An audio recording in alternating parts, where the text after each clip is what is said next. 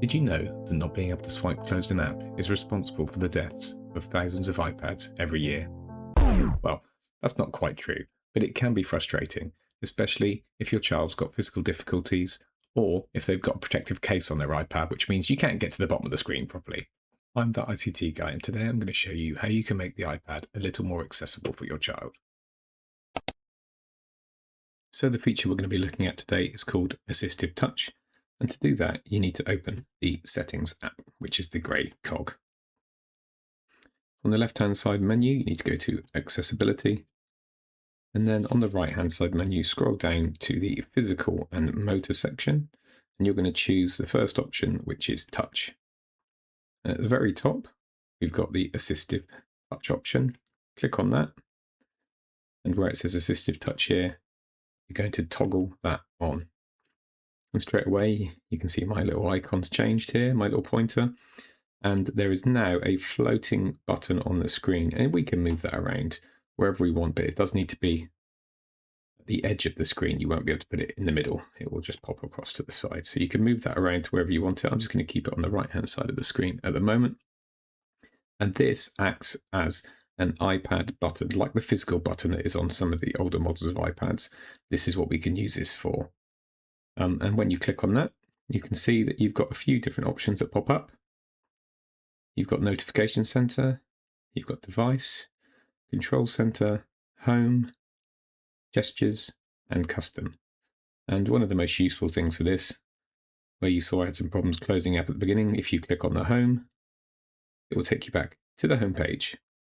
And some of the other options here, Notification Center will take you back to if you've got any notifications that have popped up on your iPad lock screen. It will show you those. The device one is quite useful. You can see you can lock the screen, rotate it, lock the rotation, volume up or down. And if you click on more, there's some other options there you can take as well. And we can adapt these and we can change them if we want to. There's a control center, which is where you control your brightness and your volume and turning on airplane mode, etc. Different things like that. You've also got your gestures. So when you click one of those, it will replicate a 2-finger or a 3-finger or a 4-finger or a 5-finger gesture.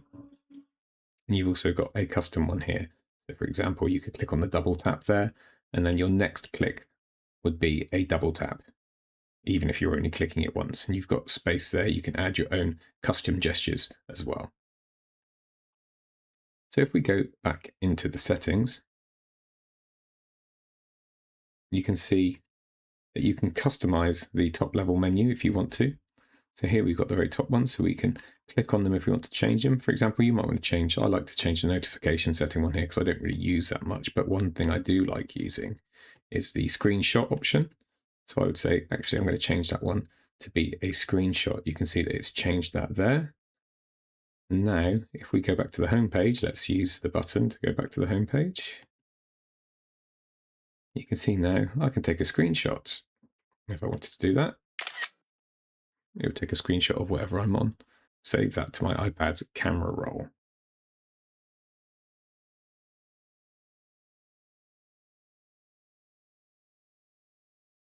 Now, if you want to simplify this menu anymore, you could actually reduce the number of icons that it has available. So you could only just do maybe one if you wanted it to do, or just have a couple, and you can choose which ones you want to include just by selecting it from the menu. If at any point you make a mistake with that, you can just click on reset and it will reset back to how it was before. So a very, very useful tool. And I think that this is something that might make your child's life much easier when it comes to accessing different parts of their iPad. There you have it. Assistive Touch on the iPad helps your child by simplifying complex physical gestures into single, easy screen taps. I hope you found this video useful. If you did, do consider subscribing to my channel so you can get notified about any future videos I make. Leave a comment below telling me if you've tried any of this. It would be great to hear about your experiences with it.